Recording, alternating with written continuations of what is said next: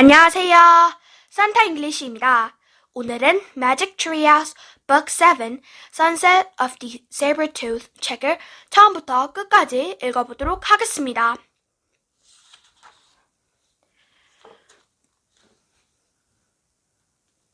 Prologue. One summer day in Frog Creek, Pennsylvania, a mysterious treehouse appeared in the woods. 8-year-old Jack and his 7-year-old sister Annie climbed into the treehouse. They found it was filled with books. Jack and Annie soon discovered that the treehouse was magic. It could take them to the place in the books. All they had to do was to point a picture and wish to go there. Jack and Annie visited dinosaurs, knights, an Egyptian queen, pirates, ninjas, and the Amazon rainforest. Along the way, they discovered that the treehouse belonged to Morgan Le Fay. Morgan was a magical librarian. She traveled through time and space, gathering books for King Arthur's library. On their fifth adventure, in the Night of the Ninjas, Jack and Annie found a little mouse in the treehouse. Annie named their new friend Peanut. Jack and Annie also found a note from Morgan. The note told them that she was under a spell. To free her, Jack and Annie must find 4 special things. They found the first thing in old Japan and the second in the Amazon rainforest. Now Jack and Annie and Peanut are about to set out in search of third thing in Sunset of the Sabertooth.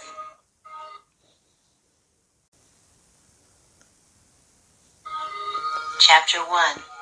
The M Things. Let's go to the treehouse, said Annie. She and Jack were passing the Frog Creek woods on their way home from the swimming class at the Y. No, I want to go home and change out of my bathing suit, said Jack. Oh, that'll take too long, said Annie. Don't you want to save Morgan as soon as possible? Of course, said Jack. Then come on, before the sun sets, said Annie. She darted into the woods. Jack sighed. He gave up an idea of changing out his bathing suit. He pushed his glasses into place. He followed Annie into the Frog Creek woods. The warm air smelled fresh and green. He moved through patches of sunlight and shadows. Soon he came to a small clearing. He looked up. There it was. The magic treehouse in the tallest tree in the woods. Hurry! Called Annie. She was climbing the rope ladder up to the treehouse. Jack grabbed the ladder. He started up after her. Finally, they reached the treehouse. Squeak! Squeak! A mouse sat on the windowsill. Hi, Peanut! Cried Annie. Jack patted the tiny head. Sorry we didn't come sooner, Annie said, but we had to go our swimming lesson. Squeak! What happened? Where were we gone? Asked Annie, looking around the treehouse. Jack stared at the large M carved into the wooden floor. On the M were a moonstone and a mango, the special thing they found on the last 2 journeys. Hey, guess what? Said Jack. Moonstone and mango started with the letter M, just like Morgan. You're right, said Annie. I bet all 4 things started with an M, said Jack. Right, said Annie. I wonder where was the next one. She and Jack stared at the stack of books in the treehouse. Books on the Amazon rainforest, ninjas, pirates, mummies, knights, and dinosaurs. All of them were closed. Only one book lay open in the corner. We're just about to find out, said Jack. They walked out for the open book. They looked at the page of the book it was opened into. It showed a picture of rock and snow. Wow, said Annie, running her finger over the picture. I love snow. I wish we could go there right now. Wait, said Jack, we're not prepared. Then he had another thought, and we're wearing a bathing suit. Stop! Oops, said Annie. Too late. The wind started to blow. The leaves started to shake. The treehouse started to spin. It spun faster and faster.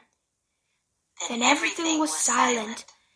It was as silent as falling snow.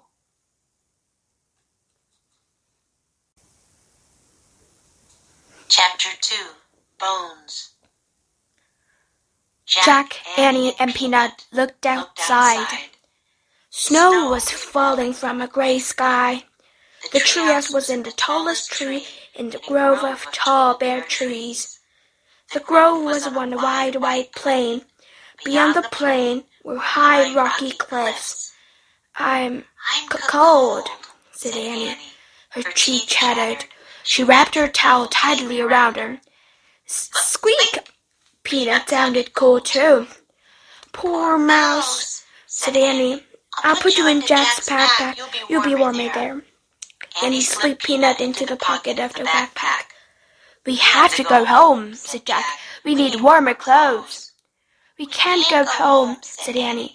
We can't find the Pennsylvania book, not until our mission is complete.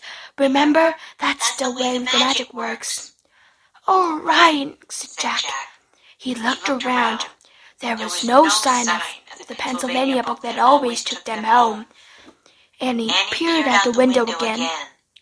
Where are we anyway? She asked. I'll find out, said Jack. He picked up the open book and read the title of the cover. Life in the Ice Age. Ice Age, said Annie.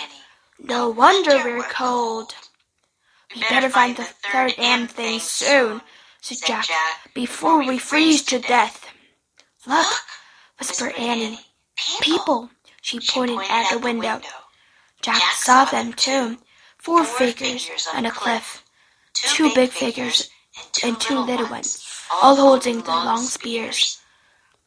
Who are they? Said Annie.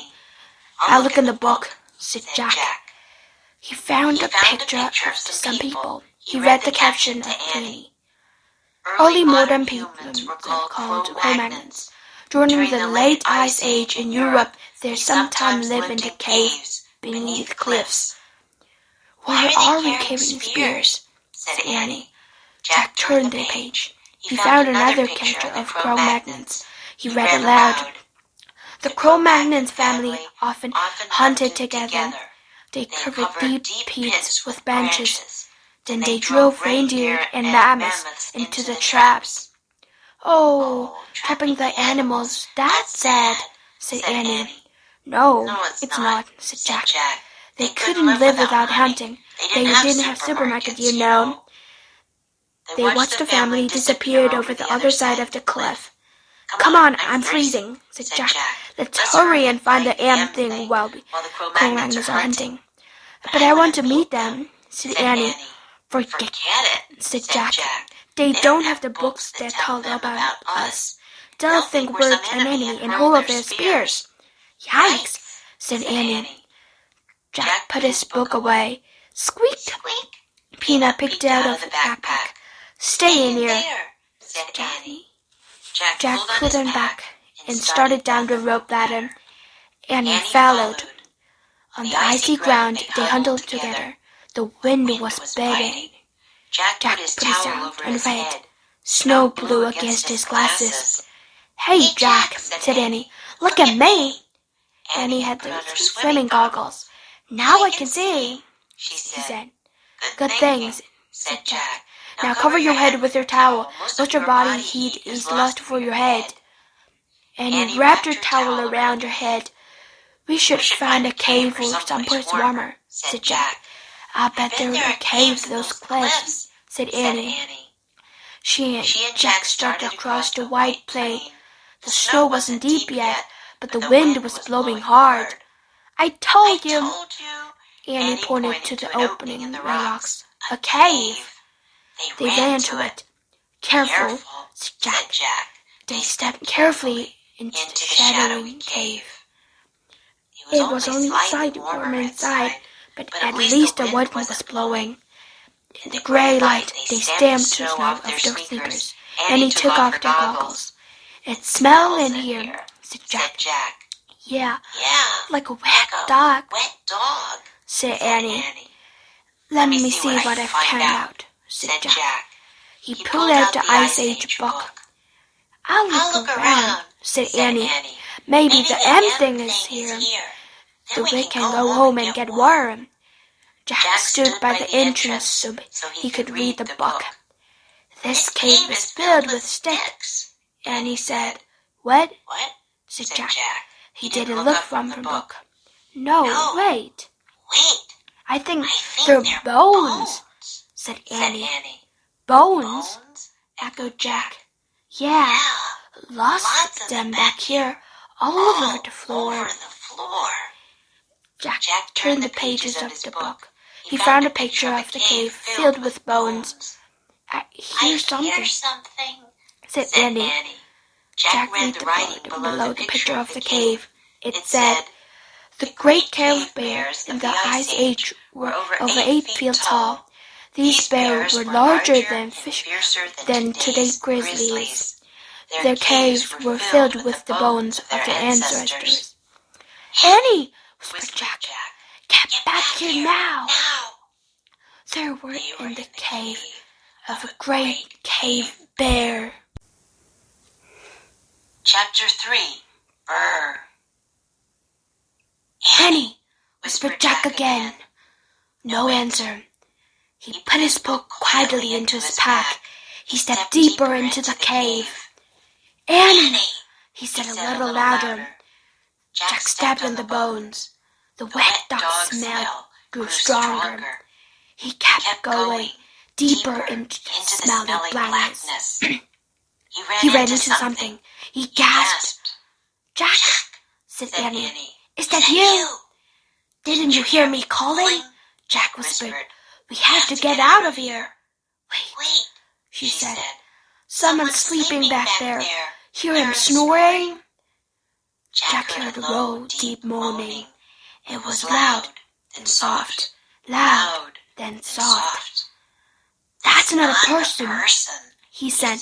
"It's the great cave bear." A booming snore shattered the air. "Yikes!" said Annie. Go, said Jack. He and Annie ran through the cave, over the bone, and all the falling snow. They kept on going. They ran between the fallen rocks and up and down the coast. Finally they stopped and turned around. All they could see was snow and rocks and their own footprints. No bear. "Phew," said Annie. "That was lucky." "Yeah," said Jack. "He probably never even woke up. We just got in a panic." Annie huddled close to Jack. "Brr, I'm freezing," she said. "Me too," he said. He took off his glasses to wipe off the snow. The cold wind blew against his bare legs. "Wow," Annie said. "Look." She pointed to something behind Jack. "What?" Jack put his glasses back on and turned around. Under a cliff was a wide ledge. Under the ledge was another cave. Only this cave seemed to have a golden glow. This one looked cozy and safe and warm. Chapter 4. Cave Kids. Jack and Annie crept to the cave and peeked inside. A small flame danced from the bed of the glowing coals. Near the fire were knives, axes, and hollowed-out stones. Animal skins were neatly stacked against the wall. "People must live here," said Annie. "Maybe it's a home from Cro-Magnons we saw," said Jack, looking around. "Let's go inside and get warm," said Annie. Jack and Annie moved quickly to the fire and warmed their hands. The shadow danced on the stone walls. Jack pulled out his Ice Age book. He found a picture of the cave. He read, "Cro-Magnons made many things from animals, plants, and stone. They made flute like a musical instrument from mammoth bones. They made ropes by braiding plant fibers. They made axes and knives from stone. Jack pulled out his notebook and pencil. He started a list. Cro-Magnons made bone flutes, plant ropes, stone axes, and knives. Ta-da! said Annie. Jack looked up. Annie was wearing a coat. It had a hood and long sleeves. It went all the way down to the sneakers. Where'd you get that? said Jack. From the pile of furry skins, said Annie, pointing. These must be their clothes. Maybe they're being mended. She picked up another coat and handed it to Jack. Try one. It's really warm, she said.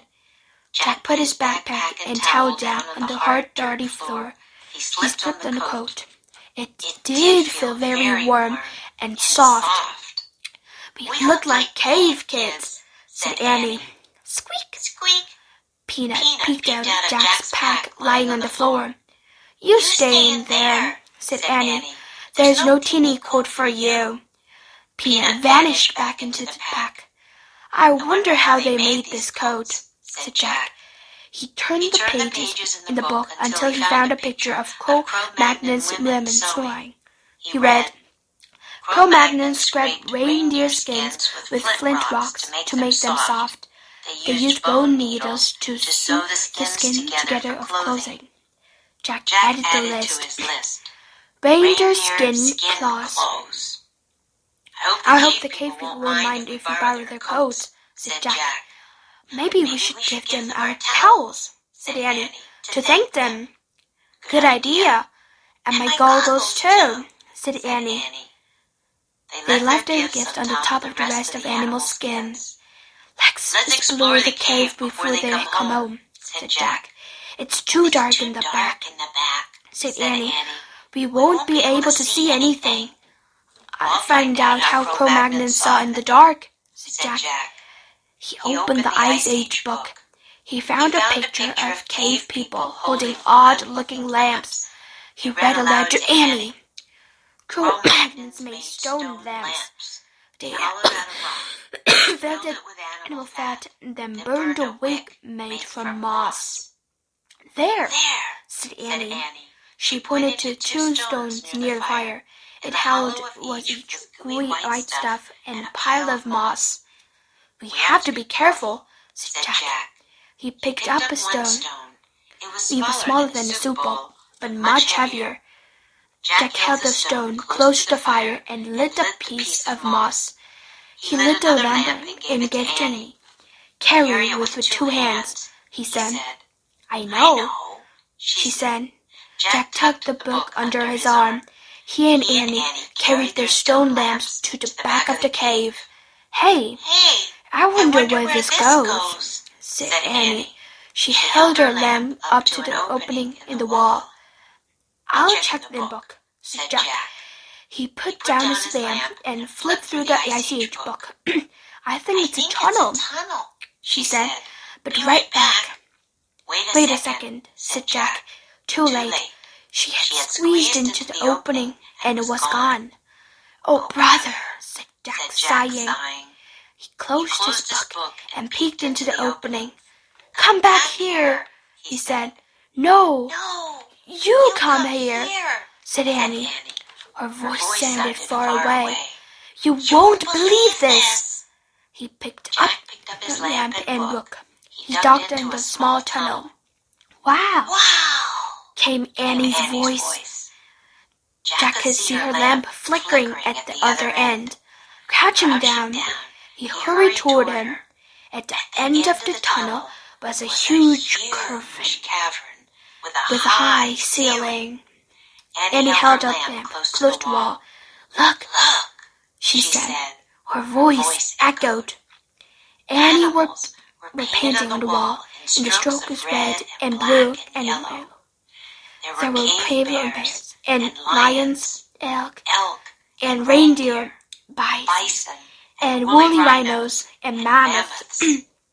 In the flickering light, the prehistoric beasts looked alive. Chapter 5.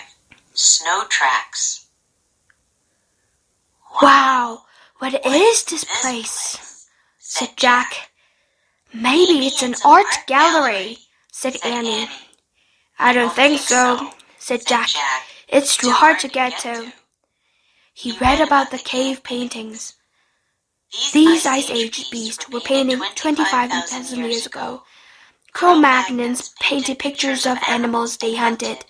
They may have believed the paintings would give them power over the animals. Wow, look at this, said Annie. She pointed at the painting farther down the wall. It showed a figure with human arms and legs, reindeer antlers, and an owl face. It seemed to be holding a flute.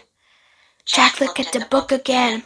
He found a picture of a figure and read, Caveman may have been like a sorcerer or master of the animals.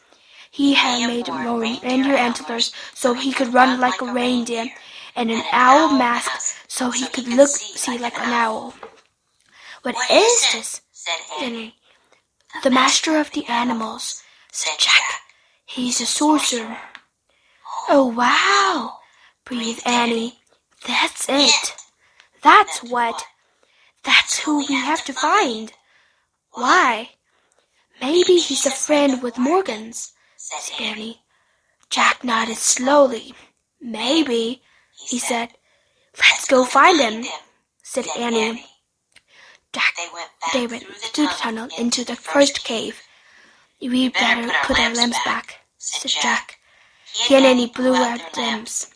They placed them by the fire. Jack's backpack was on the floor next to the skins. He put the Ice Age book into it. How's Peanut? Said Annie. Jack looked into his bag. She's not here, he said. Oh no, cried Annie. She must have crawled out when we were looking at the paintings. Peanut, Jack called. Peanut, called Annie. Annie walked slowly around the cave, looking into the shadows. Jack peered out under each other's skins. Jack, come here, said Annie. She was standing near the entrance of the cave. The snow had stopped falling. In the snow were tiny tracks. Chapter 6. Song on the Wind. Peanut's tracks, said Annie. We have to find her before she freezes. She wrapped a reindeer coat around her and headed across the snow. Jack pulled out his backpack and followed. The mouse tracks led them between the fallen rocks and back onto the open plain. The wind blew harder. Snow swirled down the ground, covered in flying footprints. I can't see them anymore, wailed Annie. She and Jack now stood in the middle of the plain. They stared at the window-strapped snow. The mouse tracks had vanished. Yikes, whispered Annie, staring up. Jack followed her gaze. On one cliff was a tiger, a giant tiger with two long, sharp fangs. A Sabertooth, said Jack. I hope he doesn't see us, whispered Annie. Me too, Jack whispered back. We better head back to the treehouse. Jack and Annie stepped very softly across the snow. Then Jack glanced back at the cliff. The Sabertooth was gone. Oh man, he said. Where is he? Run to the trees, said Annie. He and Annie started running. They ran over the plain, heading toward the tall bare trees in the distance. Suddenly Jack heard a crack. The ground caved in, and Jack went with it. Annie fell beside him. They crashed down on a heap of branches, snow, and earth. They struggled to stand. Jack pushed his glasses into place. You all right? He asked Annie. Yes, she said. They both looked up. They were in a deep hole. All Jack could see was a gray cloud overhead. This is a trap, Jack said. The Cro-Magnons must have put benches over the hole. Then the snow hid the branches. You couldn't see them. There's no way out, said Annie. She was right. They were helpless. The pit was too deep to climb out of. I feel like a trapped animal, Annie said. Me too, said Jack. He heard a yowl in the distance. The Sabertooth, whispered Annie. Jack pulled out the Ice Age book. He found a picture of the Sabertooth. He read, The Sabertooth was fierce beast of the Ice Age. It attacked humans as well as woolly mammoths and other large animals. Oh, brother, thought Jack. Listen, Annie grabbed him. When? Jack jumped. I hear music. Jack listened, but all he heard was the wind. You hear it? Said Annie. No, said Jack. Listen carefully. He closed his eyes. He listened very carefully. He heard the wind, but this time he heard another sound too. Strange, haunting sound. Ah! Cried Annie. Jack opened his eyes. Staring down at the figure wearing reindeer antlers and an owl mask. The sorcerer, whispered Jack. Squeak! Peanut peered down at them too. Chapter 7. The Sorcerer's Gift. The sorcerer didn't speak. He stared through the eye hole of the owl mask. Help us, please, said Annie. The sorcerer threw a rope into the pit. Jack grabbed it. He wants to pull us up, said Annie. Jack looked up. The sorcerer was gone. Where did he go? Jack said. Tug on the rope, said Annie. Jack tugged. The rope tightened. It began rising. I'll go first, said Annie cheerfully.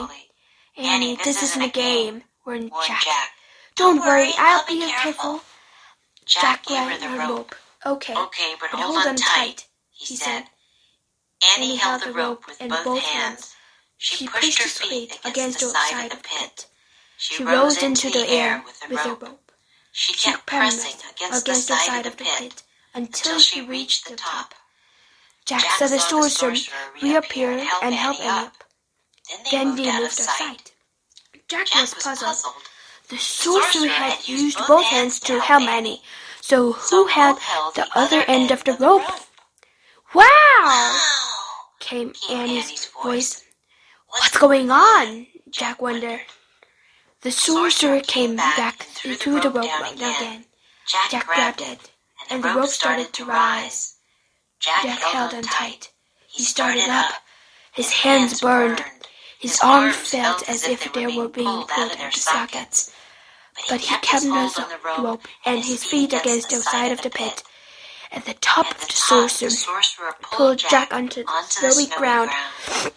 Thanks, said Jack, standing. The sorcerer was tall. He wore a long fur robe. Jack could see only his eyes through the owl mask.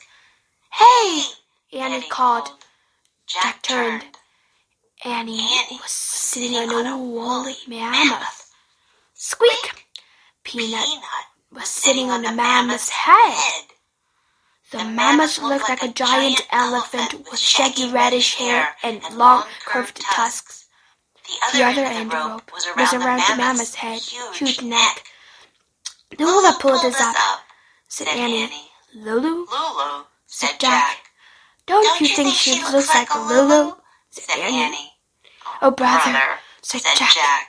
He walked up to the mammoth. Hey, mammoth starts with M, said Annie. Maybe Lulu's the special thing. I don't think so, said Jack. The great creature knelt down, just like a circus elephant. Whoa, said Annie. She clutched the mammoth's ears to keep from falling off. The sorcerer helped Jack climb onto the mammoth. Thanks, said Jack. Then the sorcerer reached into a pouch. He pulled out a smooth white bone and handed it to Jack. The bone was hollow. It had 4 holes along the side and 2 on the other. Oh man, I think it's his flute, said Jack. The book was make flutes with mammoth bones. Jack tried to give flute back to the sorcerer. Nice, he said politely, but the sorcerer held up his hand. He wants you to keep the mammoth bone, said Annie. Mammoth bone, whispered Jack. Hey, maybe this is the third thing. Jack looked at the sorcerer. Do you know Morgan? He asked. The sorcerer did not answer, but his eyes sparkled with kindness. He turned away from Jack and untied the mammoth's rope. Then he whispered in the ear of a giant woolly creature. When the mammoth stood up, Jack gripped Annie's coat to keep from falling off. He felt miles above ground. He nestled behind Annie in the dip between the mammoth's head and huge curved back. The mammoth took slow plodding steps across the snow and picked up speed. Where are we going? Said Jack as they bumped up and down. To the treehouse, said Annie. How does he know where it is? Said Jack. She doesn't know, said Annie. Jack looked back. The sorcerer was standing in the snow, watching them. But at the moment, the clouds parted and the sun came out. Jack was blinded by sunlight and the snow. He squinted to see, but the sorcerer had vanished. Chapter 8. The Great Parade. The huge mammoth walked across the open plain. Look, said Annie. She pointed to the herd of elk in the distance. They had great wide antlers. There, said Jack as a herd of reindeer came into view. He pranced gracefully across the snow. Then a woolly rhino joined them on the open plain. Then a bison. The elk, reindeer, rhino, and bison moved along with them at the distance. Jack seemed to be escorting Jack and Annie back to the treehouse. The snow sparkled with sunlight. This is a great parade, Jack thought. Fantastic. They were getting closer and closer to the grove of tall trees. I told you, said Annie. Lulu's taking us home. But just then, the mammoth let out a cry. All the way others bounded off. Peanut started to squeak. Jack behind them, with Sabertooth was sliding across the sunlit snow. The woolly mammoth roared and plunged forward. Jack and Annie nearly fell off. Jack clutched Annie. She and Peanut clutched Mammoth's skaggy ear. The mammoth thundered redly over the ground. Ah! Jack and Annie yelled. The mammoth charged to the grove of the trees. The tiger had circled around the trees. He stood between the tallest tree and the mammoth. They were trapped. The Sabertooth began moving slowly toward the mammoth. The woolly mammoth roared fiercely. But Jack knew the Sabertooth would kill any creature, including the mammoth. The huge tiger head was down. His burning eyes were fixed on the mammoth. His long white fangs glinted in the sunlight. Chapter 9. Master of the Animals. The Sabertooth crept forward. Jack stared in horror. Play the flute, whispered Annie. Is she nuts? Jack thought. Try, said Annie. Jack held the mammoth bone flute to his lips. He blew. The flute made a strange sound. The tiger froze. He glared at Jack. Jack's hand shook. The tiger growled. He took another step.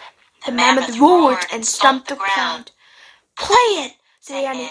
Keep playing. Jack blew again. The Sabertooth moved again. Jack kept blowing until he ran out of breath. The tiger snarled. He's still here, whispered Annie. Keep it up. Jack closed his eyes. He took a deep breath. Then he blew as hard as long as he could. He covered and uncovered the holes on the bones. The music sounded strange. as if it were coming from another world. He's living, Annie whispered. Jack raised his eyes. Sabertooth was slinking off top the cliffs. We did it, said Annie. Jack lowered the flute. He felt very tired. The mammoth waved her trunk happily. To the treehouse, Lulu, said Annie. The woolly mammoth snorted. Then he lumbered out of the tallest tree. From the back of the mammoth, Jack grabbed the rope ladder. He held it for Annie. She stroked his mammoth's giant ear. Bye, Lulu. Thank you, she said. Annie grabbed the rope ladder. Then she started up. Peanut climbed up too. After they disappeared into the treehouse, Jack climbed onto the ladder. He looked back at the woolly mammoth. Bye, girl, he said. Go home now and watch out for the Sabertooth. The mammoth walked away into the sunset. When Jack couldn't see her anymore, he started up the rope ladder. He pulled himself into the treehouse. Ta-da! said Annie. She handed the Pennsylvania book to Jack. Jack smiled. Now he was positive they had found the third damn thing. Their mission was complete. Before we leave, we have to give our coats back, said Annie. Oh, right, said Jack. They took off the reindeer skin coats and dropped them to the ground. Brr, said Annie. I hope the Cro-Magnon's people find them. Jack stared out the window. He went to take one last look at the prehistoric world. The sun was setting behind the hills. 4 people were crossing the snowy plain. It was the Cro-Magnon's family. Hey! shouted Annie. Shh, said Jack. The Cro-Magnon stopped and peered in Annie's and Jack's direction. We left the reindeer skins down there. Annie pointed to the ground. The tallest person stepped forward and raised a spear. Time to go, said Jack. He grabbed the Pennsylvania book.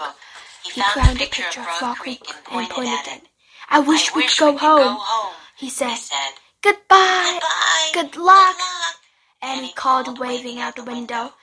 The wind started to blow, and the tree began to shake. The wind blew harder, and the treehouse started to spin. It spun faster and faster. Then everything was still, absolutely still. Chapter 10. This age. Birds sang.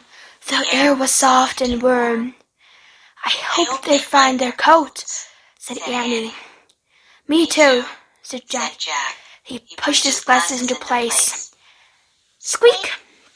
Hey, you, how'd you find the sorcerer? Annie asked Peanut. Squeak! It's a secret, said Annie. She turned to Jack. Where's the flute? He held up the mammoth bone. Then he placed it on the end curved into the floor, next to the mango from the rainforest, next to the moonstone from the time of ninjas. Moonstone, mango, mammoth bone. Annie said, we need just one more thing. Then Morgan will be free from the spell. Tomorrow, said Jack. Annie patted Peanut on the head. Bye, you, she said. She started down the rope ladder. Jack gathered his things. He paused and glanced at the mouse. She stared at him with big brown eyes. Thanks again helping us, he said. Then he climbed down the rope ladder and jumped onto the ground. Jack and Annie ran through the Fall Creek woods on Taylor Street. Their neighborhood looked rosy in the sunset. It's green to be back in the age, Jack thought. Warm and safe and almost home. I'm glad we don't have to go hunting for dinner, he said. Yeah, Mom and Dad already did it, said Annie. At the supermarket. I hope they trapped the spaghetti and meatballs, said Jack. I hope they trapped a pizza, said Annie. Hurry, I'm starving, said Jack. They ran up the sidewalk and through the front door. We're home, shouted Annie. What's for dinner? shouted Jack.